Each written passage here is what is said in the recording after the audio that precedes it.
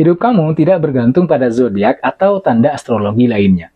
Zodiak dan astrologi adalah sistem kepercayaan yang berpendapat bahwa posisi relatif planet dan bintang pada saat kelahiran seseorang itu dapat mempengaruhi kepribadian dan jalur hidup mereka. Namun tidak ada bukti ilmiah yang kuat yang mendukung klaim-klaim tersebut. Saya Latifianto, seorang penulis yang juga seorang pengajar di salah satu kampus di Jawa Timur. Selamat datang di channel ini. Bagi kalian yang baru bergabung dan baru menonton video-video di channel ini, silahkan jangan lupa untuk like, komen, dan subscribe. Di dalam video ini, saya akan membagi pembahasan ke dalam dua topik penting. Pertama, hidup manusia atau siapapun dari kalian itu tidak tergantung pada zodiak. Kedua, hidup kalian itu sebenarnya bergantung pada kalian sendiri yang meliputi 3 poin penting, yaitu tindakan, tekad, dan keputusan. Zodiak atau astrologi adalah bidang yang mengamati pergerakan posisi benda langit, kemudian ditafsirkan sebagai sesuatu yang bisa mempengaruhi sifat dan nasib manusia serta alam. Zodiak adalah ramalan yang didasarkan pada kecocokan waktu lahir seseorang dengan rasi bintang. Zodiak atau ramalan bintang ini adalah salah satu jenis ramalan yang masih populer sampai sekarang, masih terkenal sampai sekarang. Dan banyak sekali orang yang masih mempercayainya. Beberapa orang atau mungkin kalian semua yang sedang menonton video ini itu mungkin termasuk ke dalam sekelompok orang yang masih memegang erat ramalan zodiak, yang menilai dan menghukumi tindakan dirinya dan tindakan orang lain berdasarkan zodiak tertentu. Laki-laki selingkuh misalnya, langsung dikait-kaitkan dengan zodiak tertentu. Punya teman pendiam, langsung dipanggil dengan nama zodiak tertentu. Entah si Leo lah, Tuan Scorpio lah, Taurus, Gemini, dan masih banyak lagi yang lain. Kalau boleh saya katakan, kepribadian, pilihan hidup, dan nasib seseorang itu dipengaruhi oleh banyak faktor yang lebih kompleks. Seperti misalnya lingkungan sosial, pengalaman hidup, nilai-nilai pribadi, dan faktor-faktor yang lain, misalnya faktor genetik.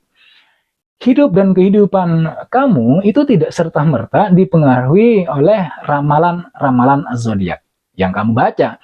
Meskipun beberapa orang mungkin merasa bahwa deskripsi zodiak mereka itu cukup sesuai dengan kepribadian mereka. Hal ini bisa dijelaskan oleh efek umum yang disebut dengan efek Barnum atau Barnum Effect, di mana deskripsi yang cukup umum itu dapat menggambarkan banyak orang. Barnum Effect diambil dari nama seorang penggiat hiburan di Amerika Serikat, Phineas Taylor Barnum atau P.T. Barnum.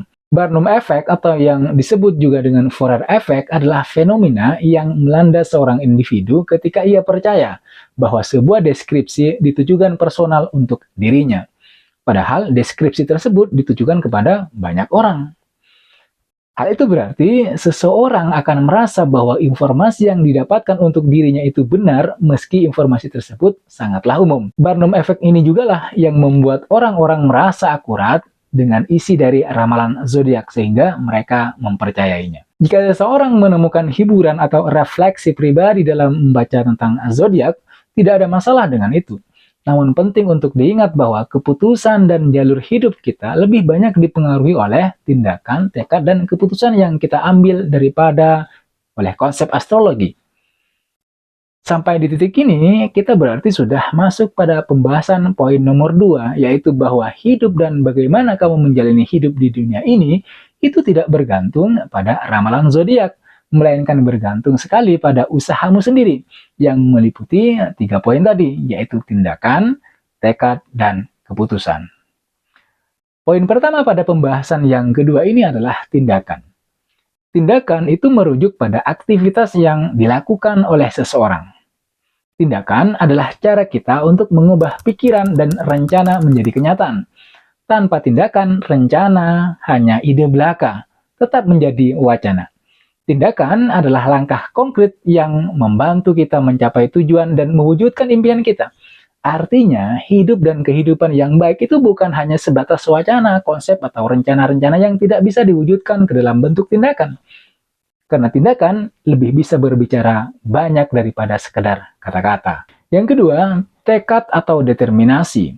Tekad itu mengacu pada tekad yang kuat dan tekad yang tidak bisa digoyahkan dalam mencapai tujuan. Ini melibatkan keteguhan hati dan semangat yang kuat untuk melalui tantangan dan hambatan yang mungkin muncul dalam perjalanan menuju tujuan tertentu yang kita sudah impikan. Tekad adalah bahan bakar yang membantu seseorang tetap fokus dan bergerak maju meskipun menghadapi rintangan yang sulit sekalipun. Tekad ini adalah keinginan atau niat yang kuat untuk mencapai sesuatu tujuan atau suatu tujuan tertentu atau meraih suatu hasil.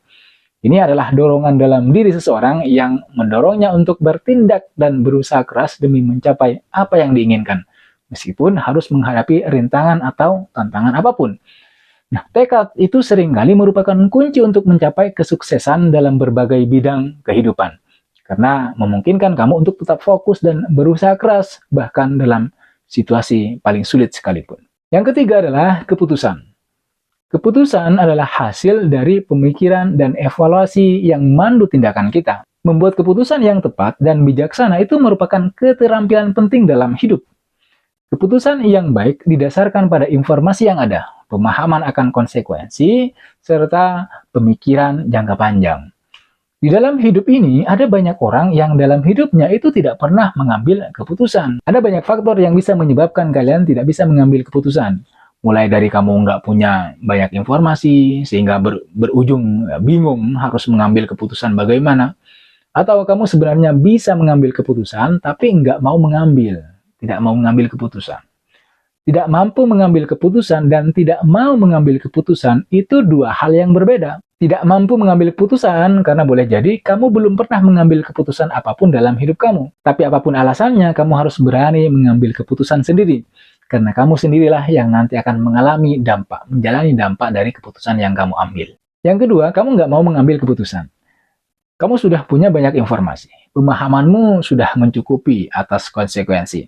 Tapi kamu nggak mau mengambil keputusan karena kamu nggak berani menghadapi risiko yang akan disebabkan oleh keputusan itu. Ingat, setiap keputusan selalu membawa konsekuensi dan dampak masing-masing, dampak sendiri-sendiri. Tidak ada keputusan yang bebas dari risiko, yang bebas dari konsekuensi. Dan boleh jadi, risiko itulah, konsekuensi itulah yang menyebabkan kamu tidak mau mengambil keputusan. Dan kalau ini terus dibiarkan, kamu akan menjadi orang yang pelin-pelan, tidak bisa berdiri secara merdeka, dan pasti akan selalu ditunggangi oleh orang lain. Sebagai penutup dari pembahasan ini, ketiga elemen yang sudah saya jelaskan, tindakan, tekad, dan keputusan adalah tiga elemen yang saling terkait dan saling mendukung. Tindakan yang diambil itu didorong oleh tekad yang kuat, dan keputusan yang bijaksana membantu mengarahkan tindakan dan mempertahankan tekad. Dalam menjalani hidup, penting untuk memiliki keseimbangan antara ketiganya, yaitu tindakan, tekad, dan keputusan. Dengan mengambil tindakan yang tepat, mempertahankan tekad yang kuat, dan membuat keputusan yang bijaksana, kamu dapat mencapai tujuan kamu dengan lebih efektif dan sukses dalam berbagai aspek kehidupan.